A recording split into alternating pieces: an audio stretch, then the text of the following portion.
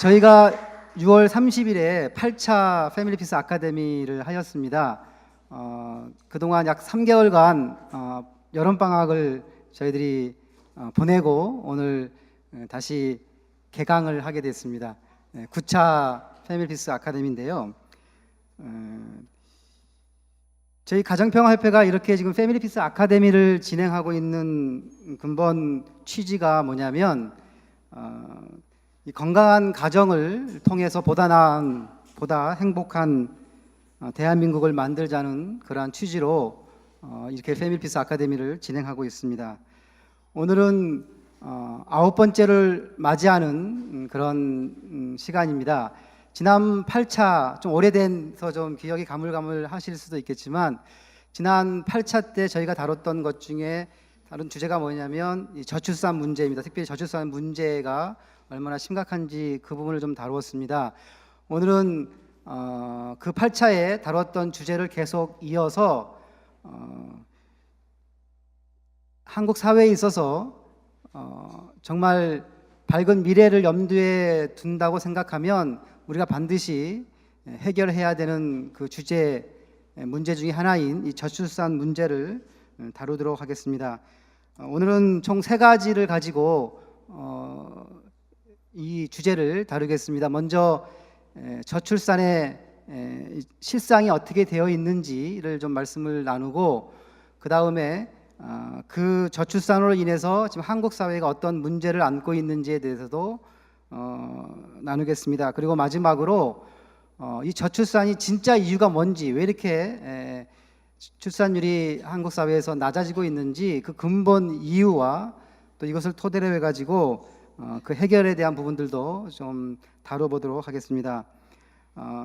이 저출산 실상에 대해서는 지난번 8차 때 자세히 나눴기 때문에 잠깐 복습한다는 차원에서 잠깐 간단하게 좀 살펴보도록 하겠습니다. 이 그림 기억나시죠? 10년 후에 대한민국이 어떤 모습일 것인가 라고 했을 때 지금 이 사진이 그것을 상징적으로 보여주고 있습니다. 여기 보면 경로석에 보통 이렇게 조그만 적은 좌석의 경로석으로 지금 현재 있는데 10년 후가 되면 실제적으로 14세 미만의 우리 한국의 어린이들이 65세 이상의 노인분들보다 2.5배가 적습니다. 그러니까 2.5배가 더 많이 앞으로 이 고령 인구가 많은 것이 10년 후에 한국의 실상입니다. 지금대로 간다고 한다면 그렇게 되는 것이죠. 이것은 이 통계 자료를 보면 더 실감할 수 있습니다. 이것은 2018년도 통계청 자료입니다. 1970년대까지는 대한민국의 신생아 수가 계속해서 100만 명 이상을, 한 해에 100만 명 이상이 출산을 했습니다. 탄생이 됐죠. 그런데 1980년대부터 해서 급격하게 출산율이 하락하게 되고요. 작년에는 30대가 무너져서 32만 5천 명을 기록을 하고 있습니다. 이 통계 자료와 함께 우리가 좀 바라봐야 할 통계 자료 중에 하나가 또 뭐냐면 합계 출산율이라는 건데요. 이것은 여성 한 분이 평생 아이를 낳을 것이라고 예상하는 그러한 수치인데요. 우리나라의 경우는 한 여성분당 생애에 한 2.1명이 낳아야만 한국이 어느 정도 안정적으로 인구 문제가 통해서 국가가 어느 정도 안정적이다라고 보고 있는데, 지금 여기를 보시면 70년대에는 한 분의 여성분이 4명 반이죠. 4.5명을 출산하셨습니다만 작년에는요, 한 분당 한 명도 출산을 하지 못하고 있는 이러한 상황, 즉 0.97을 기록을 하고 있습니다. 기억하신지 모르겠지만 그 세계 역사상 0.8로 떨어진 적이 한 번도 없었습니다. 인류 역사상 또 현재도 마찬가지지만요. 그런데 대한민국 같은 경우는 이대로 가면은 0.8명 이하로 떨어질 수 있는 수년 내에 이렇게 될 가능성이 있다라고 이렇게 통계청은 예상하고 있습니다. 이것이 지금 현재 대한민국에 있어서의 이 신생아 출산에 관련된 실상입니다. 그러면 이렇게 신생아 수가 적은 것은 어떠한 사회 문제를 낳게 되냐면, 그것은 첫 번째로 인구가 자연 감소됩니다. 작년에는요, 출생아 수가 35만 명이었고 사망자 수가 29만 명이었습니다. 자연 증가 숫자가 인구가 약 6만 명이었죠. 그런데 올해 예상컨대 이 사망자 수가 출생자 수보다 더 많을 것으로 예상을 하고 있습니다. 즉 올해부터 대한민국은 인구가 자연 감소가 되는 것이고요. 2067년도를 보시면 얼마나 차이가 많이 납니까? 3배 차이가 나는 거죠. 점점 사망자 수는 많아지고 반면에 출생자 수는 적게 되어져서 대한민국의 인구가 자연 감소되는 현상을 보게 됩니다. 그리고 이러한 출생아 수가 적어지는 것은 또한 어떤 문제를 안게 되냐면 생산 가능 인구가 감소가 됩니다.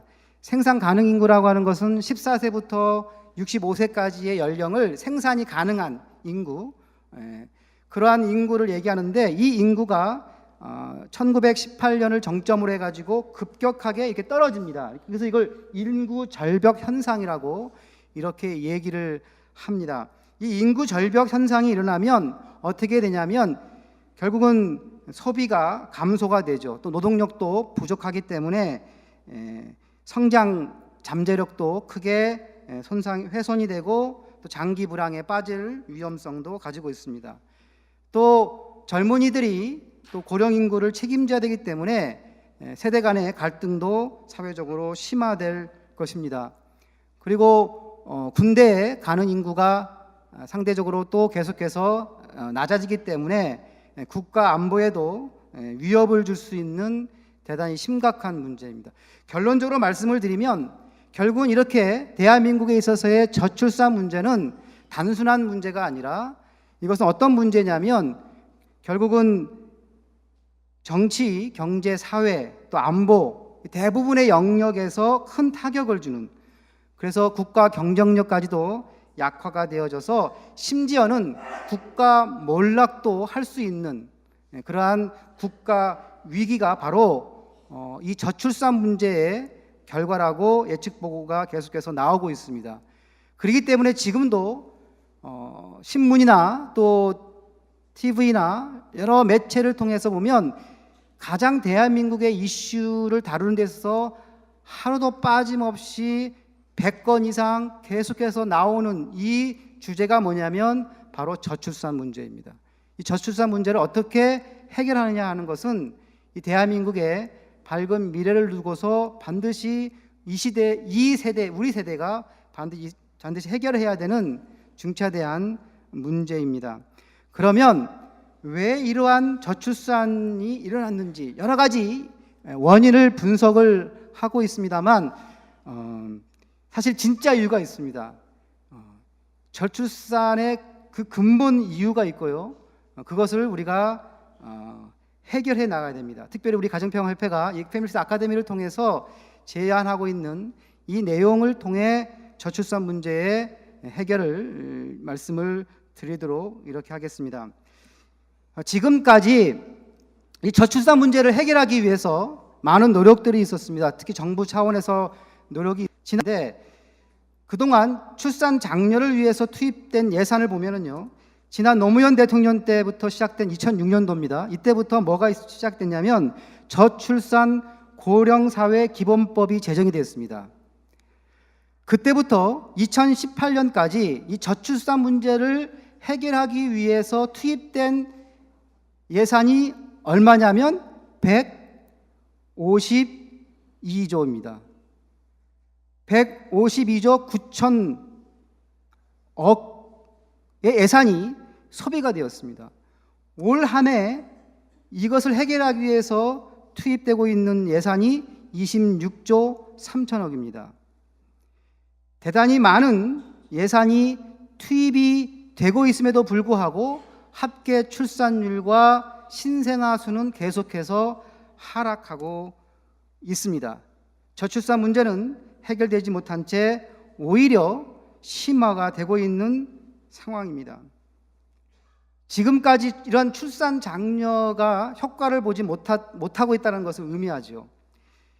그것은 바로 그 원인이 무엇인지 사실은 잘못 짚은 것도 한 이유입니다.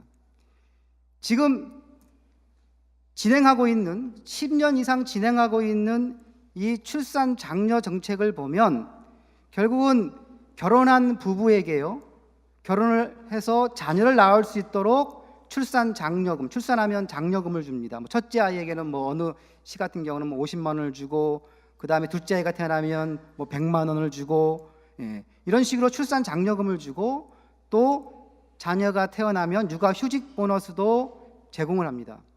다음에 보육 수당도 제공합니다. 이 모든 것들이 다 국가 예산에서 지금 집행되고 있는 그러한 출산 장려 정책입니다. 그러니까 이 모든 포인트는 뭐냐면 결혼한 부부를 상대로 해서 출산할 수 있도록 장려하는 장려책입니다. 그런데 2012년도 서울대학교의 이철희 교수가 한국의 합계 출산율 변화 요인에 대해서 분석을 했습니다. 출산율이 떨어지는 이유가 과연 무엇이냐? 결혼을 했는데 그 결혼한 부부가 아이를 낳지 않기 때문에 출산율이 줄어드는 것이냐, 아니면 아예 결혼을 하지 않기 때문에 출산율이 떨어지는 것인지 그 상관관계를 분석을 한 것입니다. 그런데요, 이 조사를 보면 20세부터 29세에 이미 결혼한 여성들의 출산율은 낮아지지 않고 높아지고 있습니다. 합계 출산율을 보면은요, 2002년도에 한 분의 여성당 1.4명을 출산했는데요, 2015년도에 보면 2.4명을 출산했습니다. 그러니까 결혼하신 여성분의 경우는 점점 더 출산이 떨어지는 것이 아니라 출산율이 어떻게 되고 있다고요? 점점 상승하고 있는 것이 보여지고 있는 것입니다. 실제적으로요, 우리 주위에도 보면, 여기 사회 보시는 우리 저 사회자분도 보면 자녀가 4분입니다. 4분 맞나요? 5분인가요? 4분입니다. 주변에 있는 제 또래 20, 30, 40대, 50대까지 대부분의 자녀들 가정을 보면 2명, 3명, 4명 낳았습니다. 낳아요. 그러니까 기본적으로 이 통계가 맞는 것 같아요. 결혼을 한 여성분의 경우는 사실은 합계 출산율이 낮지 않습니다. 상당히 높아요. 2.4명이나 지금 기록되고 있는 것이죠. 그렇다면 이 말은 뭘 의미하는 겁니까? 결혼을 한 여성은 출산을 계속 더 많이 하고 있기 때문에 저출산의 요인은 아니다는 거죠. 맞습니까? 그러면 어디에 있겠어요? 그러면 출산율이 어디에서 낮아지는 요인은 어디에서 찾아볼 수 있습니까? 보면은 한국에서요, 결혼한 여성 비율을 이 이철희 교수가 2016년도에 한국보건사회연구원에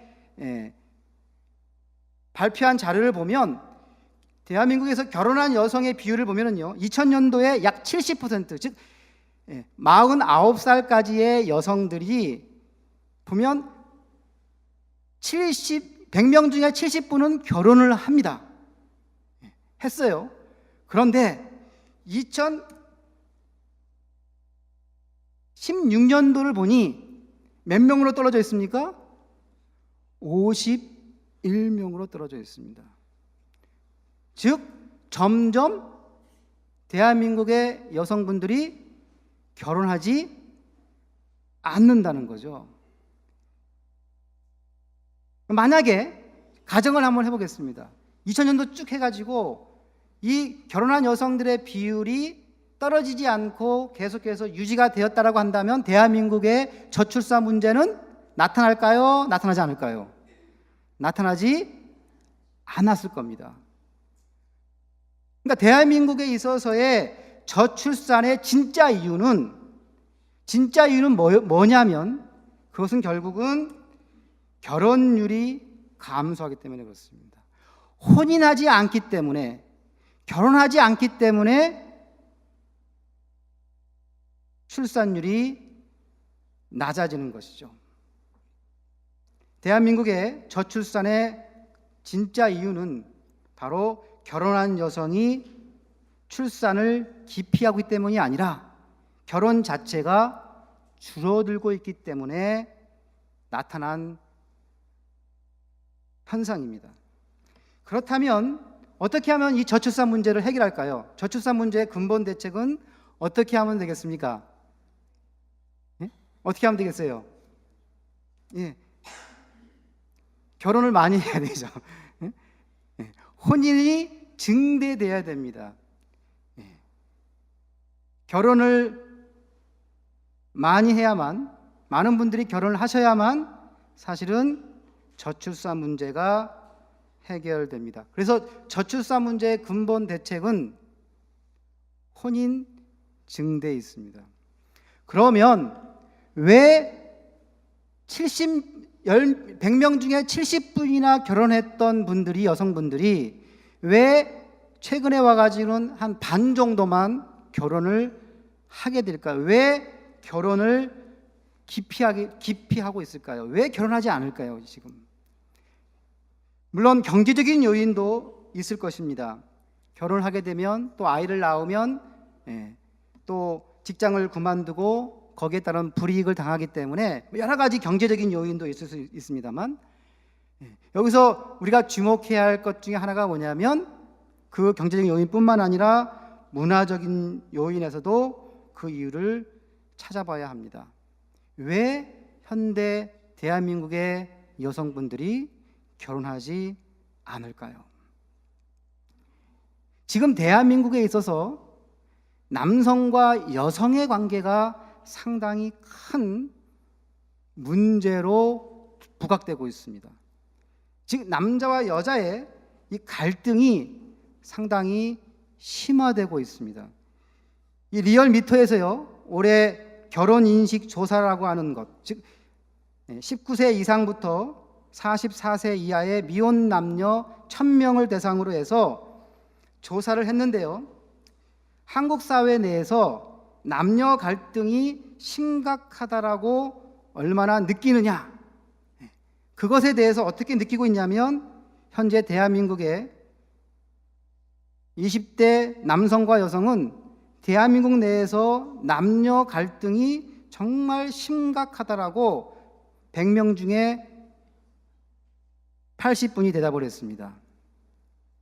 대단히 높은 수치고요. 이것이 대한민국의 남녀에 있어서의 대단히 중요한 심각한 갈등 문제입니다. 최근에 2010년도부터 미투 운동이 일어났죠. 이 모든 것들도 결국은 남자가 여자를 잘못 다루고 또 그 이후에 또 여자가 남자에 대해서 잘못 다룸으로 해가지고 벌어지는 운동들입니다. 남자가 여자와 또 여자가 남자와 갈등을 넘어서서 이제 심지어는 혐오까지 하고 있는 대한민국의 20대부터 40대 초반까지의 상황입니다. 그러면 정말 이 남녀 갈등이 결혼과 정말 관련이 있느냐? 그 상관관계에 대해서 조사를 했습니다. 이것도 역시 리얼미터가 2019년도 결혼인식 조사에서 해봤는데요. 과연 남녀가 너무 갈등하고 있기 때문에 그 남녀와 갈등의 문제 때문에 내가 결혼할 의욕이 사라지고 있다. 그렇게 대답하고 있는 숫자가 61.6%입니다. 특히 여성은 71%가 그렇게 대답하고 있습니다. 그러니까 10명 중에 7명의 여성분들은 지금 대한민국 사회에서 남녀 갈등이 너무 일어나가지고 남자에 대한 혐오감과 또 그런 것이 팽배해지기 때문에 내가 결혼할 의사가 없다라고 이렇게 지금 대답을 하고 있는 상황입니다. 결혼 증대를 위한 대책도 우리가 마련해야 됩니다. 지금 계속해서 우리는 얘기를 하고 좀 좁혀지고 있습니다. 저출산 문제의 원인은 결혼하지 않아서 그런 거고, 결혼하지 않는 이유가 뭐예요? 남녀 관계가 지금 문제가 되는 겁니다. 즉 결혼을 증대해야 되기 위해서는 결국은 대한민국에 있어서 남녀 갈등 문제를 해결하지 않으면 안 되는 것이고, 그리고 저출산 문제도 해결할 수 있는 길은 결국은 대한민국 내에 지금 거의 운동처럼 트렌드처럼 벌어지고 있는 이 남녀 갈등의 문제를 해결해야만 됩니다. 지금까지 되어졌던 내용들을 좀 다시 정리하고 넘어가도록 하겠습니다. 지금 저출산 대책에 대한 기존 대책을 보면은요, 목표가 뭐냐면 출산율을 증가하는 겁니다. 그 대상은 뭐냐면 이미 결혼한 부부입니다. 그러한 부부가 자녀를 낳을 수 있도록 방법이 출산 장려 정책을 써왔습니다. 그런데 지금 우리가 얘기를 나누는 결과를 보면 앞으로는 어떻게 저출산 문제를 다뤄야 되냐면 혼인율을 증가하는 것으로 목표를 삼아야 한다는 거죠. 그러면 그 대상은 결혼한 부부가 아니라, 저출산 문제를 놓고서 결혼한 부부가 대상이 될 것이 아니라 누가 대상이 돼야 됩니까? 결혼하지 않는 남녀가 대상이 되어야 합니다. 그 방법은 뭐겠습니까? 그 방법은 바로 지금 대한민국 사회에서 결혼을 꺼리는 요인 중에 대표적인 문화적 요소인 이 남녀 갈등의 문제를 해소해야만 됩니다. 그 남녀 갈등의 문제를 해소를 해야만 결국은 혼인율도 증가되고, 혼인율이 증가되면 자연스럽게 출산율도 증가되는 것이 바로 지금 대한민국의 저출산 문제를 놓고서 우리가 바라봐야 할 중요한 시각입니다.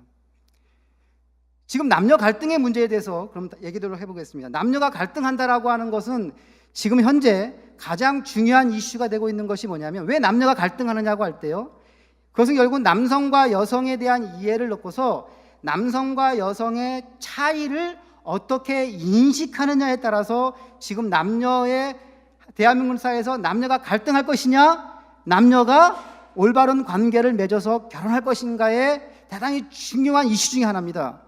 이 남녀의 차이를 어떻게 인식할 것이냐, 과연 이 남자와 여자가 다르다고 하는 것을 차별과 불평등으로 인식할 것이냐 라는 것이죠.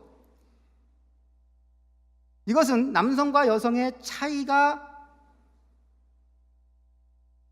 차이를 인정하지 말아야 한다라고 하는 겁니다. 남성과 여성의 차이를 인정하지 말아야 남성과 여성의 관계가 더 발전적 관계를 가져올 수 있다라는 시각입니다. 그래서 예를 들면 어떤 것을 직업을 고용할 때나 또 임금에 있어서도 여성이 차별을 받고 있기 때문에 양적으로 50대 50에 평등해져야 한다라고 하는 의미를 가지고 있습니다. 즉 남자와 여자가 차이를 전제할 것이 아니라 일종의 평등이라는 개념을 여기서 적용해 가지고 50대 50으로 맞춰야 한다. 그래서 남성과 여성의 차이를 얘기하는 것 자체가 차별이고 불평등이라고 인식하는 시각이 있습니다. 사실은 이 시각이요, 현재 대한민국에 있어서의 남녀 문제의 갈등과 혐오를 사실은 더욱더 심화시키고 있는 것이 사실입니다.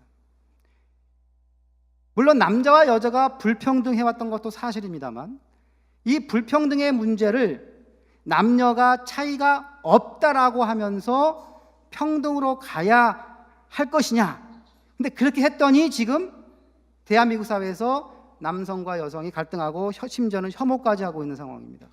그러면 이 남성과 여성의 차이를 어떻게 바라봐야 하는 것이 올바를 것인가 라고 할 때, 이것은 사랑과 새 생명을 위한 필요 조건이라고 하는 인식하는 것이 또 하나의 시각이 됩니다. 즉 이것은 남성과 여성이 서로 다른 특성을 가지고 있다는 것을 인정을 하고 그래야만 더 발전적인 관계를 가져올 수 있다는 시각입니다. 남녀의 차이는 무엇을 의미합니까? 남녀의 차이는 사실은 서로 투쟁이나 갈등의 요소가 아니라 사실 남녀의 차이는 상호 보완적인 사랑의 관계를 의미하고 있습니다.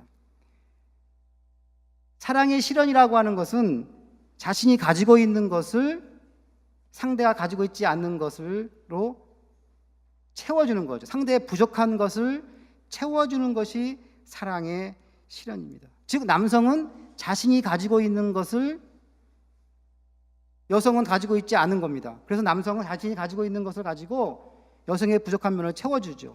또 여성은 어떻습니까? 자신이 가지고 있으나 남성이 가지고 있지 않습니다.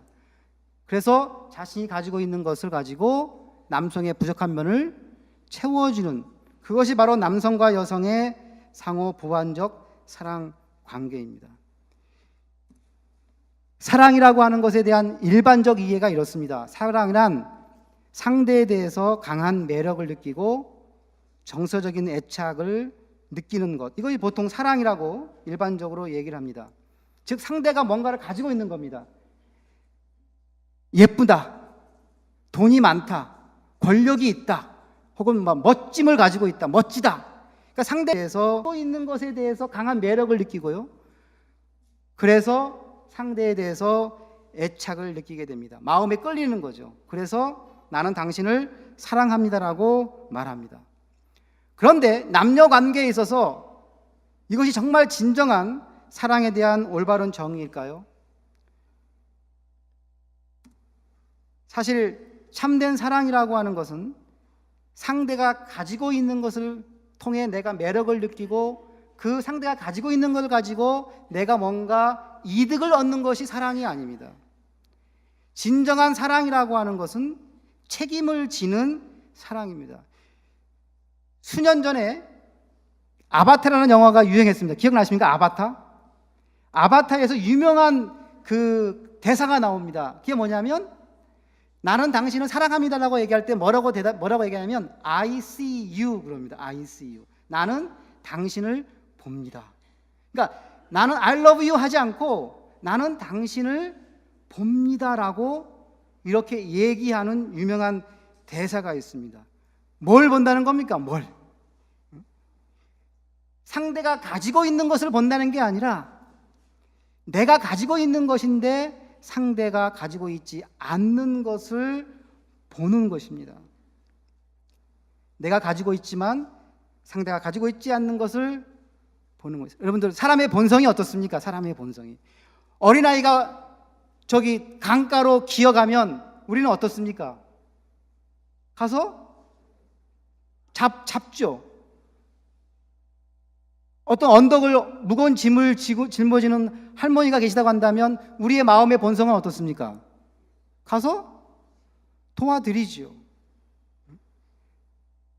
제가 여기 부모 아버지가 계시지만 제가 어릴 때 가장 싫어했던 중 하나가 뭐냐면 아버지가 그 무슨 연중 행사처럼 중요할 때 되면 목욕탕을 가자고 할 때가 제일 싫었습니다. 왜냐하면 목욕탕에 가면은 때를 얼마나 그냥 열심히 베껴주시는지 특히 등 하나 가지고 한 20분 이상 하는 것 같아요. 또 하기 전까지 탕에 들어가서 불려야 되잖아요. 막 그죠? 한 20분 동안 불리고 또 나와서 이거 막 하고 힘이 얼마나 세신지 그냥 껍데기가 벗길 정도로 엄청 세집니다. 그래서 이게 거기만 가자 그러면 걱정이에요, 걱정. 너무 아프니까.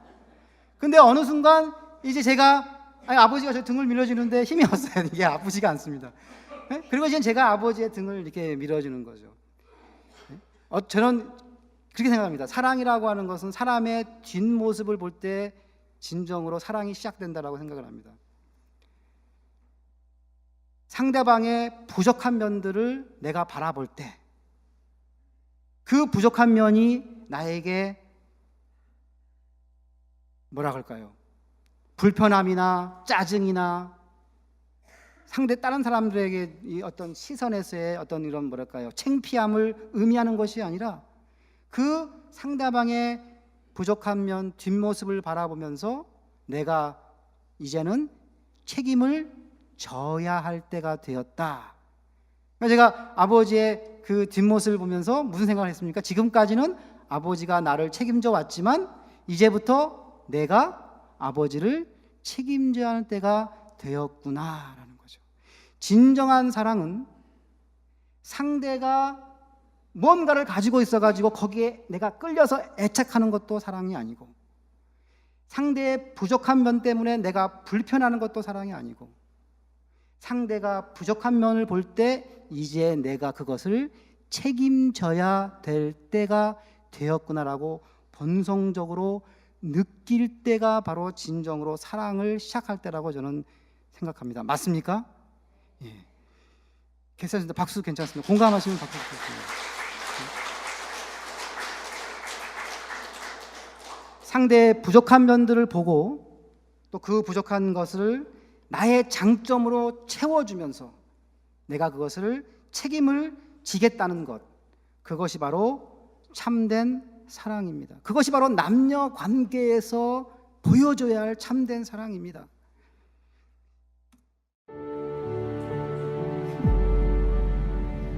I'm the third wheel. Okay, let's stand up tall.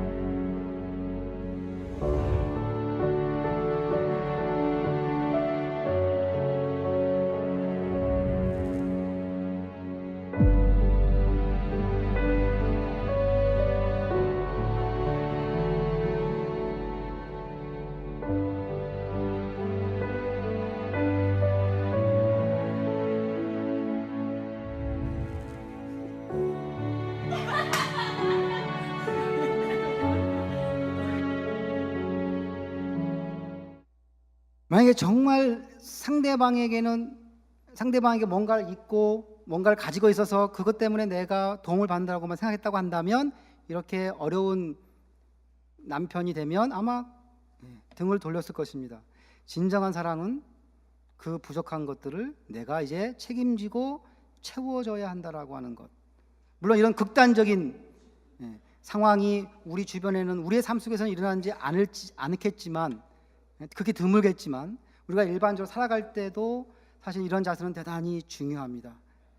남성과 여성의 관계, 남편과 아내의 관계에서 진정으로 중요한 것은 뭐냐면 상대의 부족한 면을 내가 바라보면서 책임을 지면서 그것이 서로 상호 보완적인 사랑의 관계를 맺는 것입니다. 그리고 이러한 남성과 여성의 사랑의 관계는 또 한편으로 뭐냐면 새로운 생명을 출산할 수 있습니다. 또 이 새로운 생명은 그냥 출산된 것이 아니라 그 부모 세대보다도 더 훨씬 발전적인, 훨씬 진화한 그러한 자녀를 출산한다는 것이죠. 2001년도에 야생 암컷 쥐가 어떻게 짝을 선택하는지 실험을 했습니다. 암컷 쥐가 신중하게 짝을 고르는데요, 어떻게 고르는지 아십니까? 냄새로 고른다고 합니다. 그 수컷에서 어떤 냄새가 나는지 그 냄새를 맡으면서 내 자신의 짝을 찾는데요. 그래서 그 짝을 찾아가지고 연구해 보니 생물학자들이 유전적으로 정반대인 수컷쥐를 찾는다는 겁니다.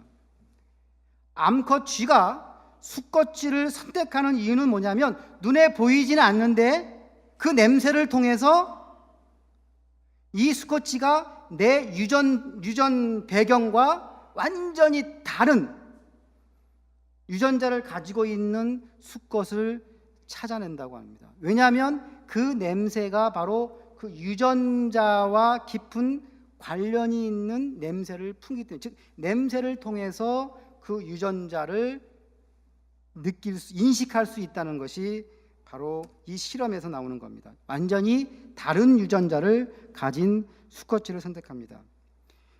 인간은 어떨까요? 인간에게도 이런 일이 벌어질까요? 라고 해서 많은 과학자들이 실험을 했습니다. 그랬더니요, 그 첫 번째 실험이 어떻게 했냐면 스위스 베은 대학교의 베트킨트 교수가 실험을 했어요. 그래서 20대 남성들을 운동장을 돌게 해가지고 땀을 흘리게 한 다음에 그 입었던 티셔츠를 벗겨서 이렇게 밀봉을 해가지고 여성들에게 냄새를, 여성분이 아유라는 소리를 지르는데 냄새를 맡게 했어요. 그리고 나서 냄새를 맡게 해가지고 그것을 조합해, 그걸 맡은 걸 두 가지를요, 그 여성의 유전자와 선택한 그 티셔츠에 있는 유전자를 분석했더니 어떻게 되는지 아십니까? 놀랍게도 정반대의 유전자를 선택했다는 겁니다. 그러니까 지금 동물도 그렇고 사람도 그렇고 남자는 여자를 보면 그냥 이쁘면 좋은데 여자는 짝을 선택할 때 신중하게 뭘 맡는다고요?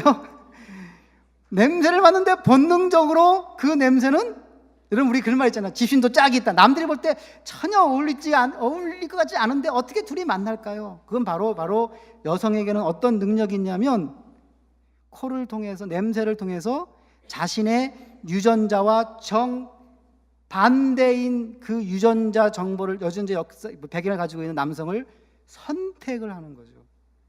그러니까 지금 여기 결혼하신 분들은 대단하신 분들입니다. 예? 예.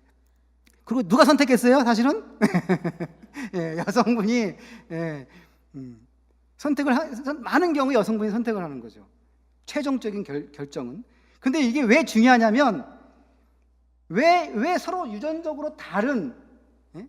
짝을 선택하는 것이 왜 중요하냐면, 그렇게 되어야만 그 자손들이요 질병에 걸릴 확률이 더 없어진답니다. 즉 질병에 대해서 더 이길 수 있는 유전자를 가지게 된대요. 그 이유가 이렇게 한데 설명하면 이런 거라고 하더라고요. MHC라고 하는, 이게 뭐냐면 우리 몸에는, 우리 사람의 몸은 60개 조의 세포로 구성되어 있는데 이 MHC는 뭘 하냐면 그 세포가 내 거야, 내 몸에서 있는 거야라고 계속 주장한대요. 만약에 그렇지 않으면 어떻게 되느냐? T세포라는 것이 나타나가지고 일치하지 않는 것을 죽인다고 합니다. 그래서 이 세포에서 MHC가 이 분자를 유출한다는 거, 이건 내 편이다, 내 편이다. 예? 그러니까 MHC가 다양하면 다양할수록 어떻게 되는 거예요? 예? 다양하면 다양할수록 질병에 걸릴 확률이 훨씬 적어지는 겁니다.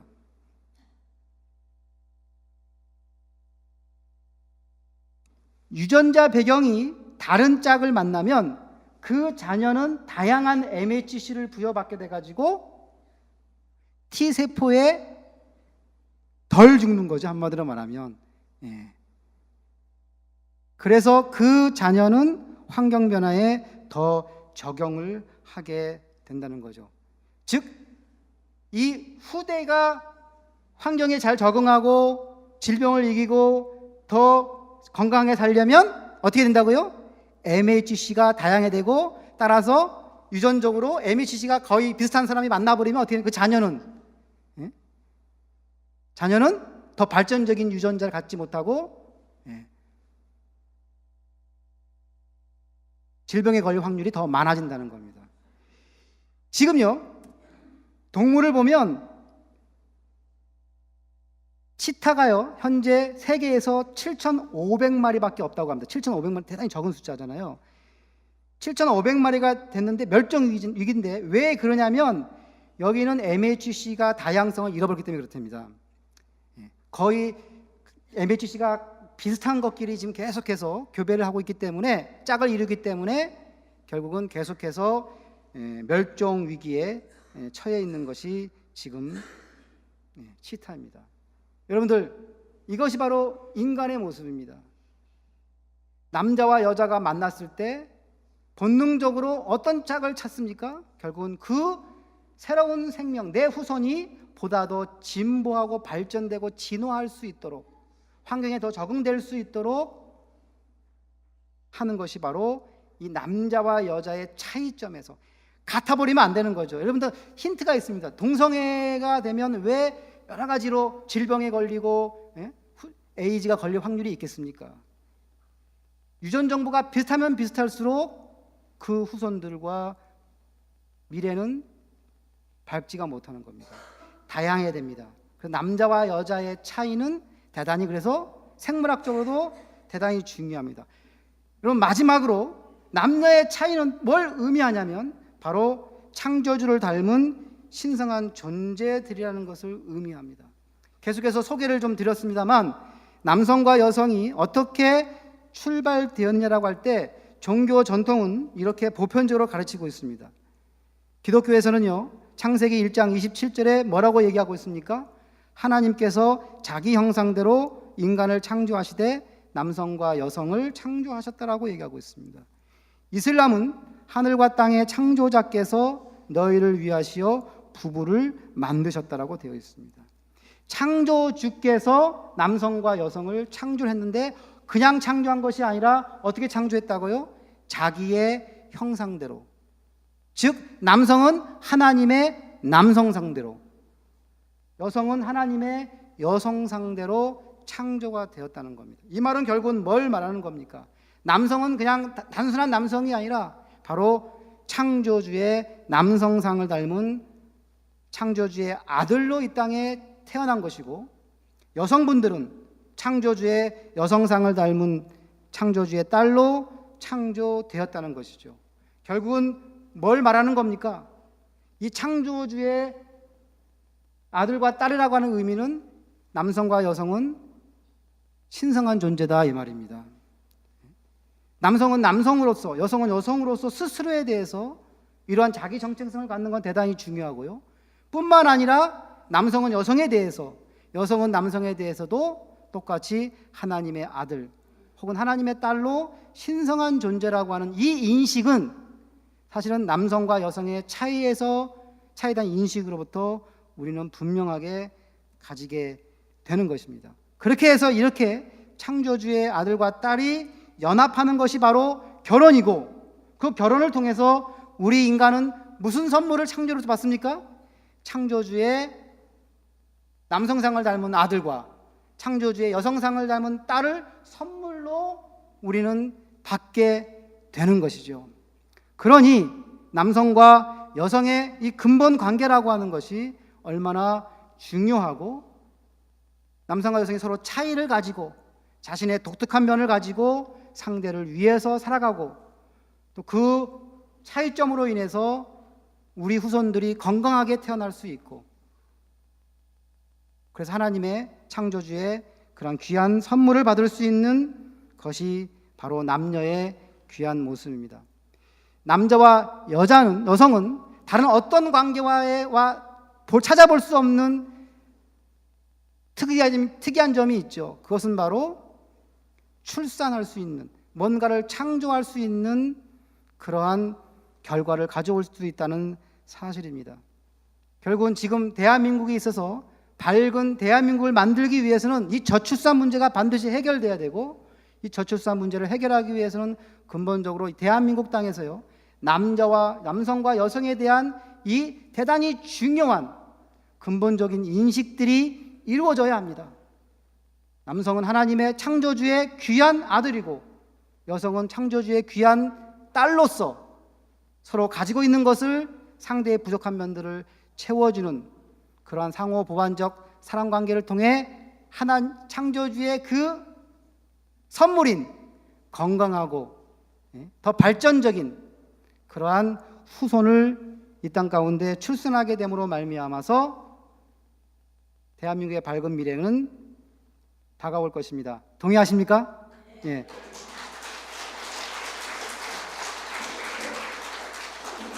대한민국의 젊은이들이 이러한 근본적인 남성과 여성에 대한 깊은 관계를 인식할 수 있도록 여기 있는 우리 기성세대가 더 앞장서서 인도하시고 또 모범적인 삶을 보여주셔서 다 같이 손을 잡고 대한민국의 바른 미래, 저출산 문제를 해결할 수 있도록 다 같이 노력해 주시기를 부탁을 드리면서 오늘 강연 마치겠습니다. 감사합니다.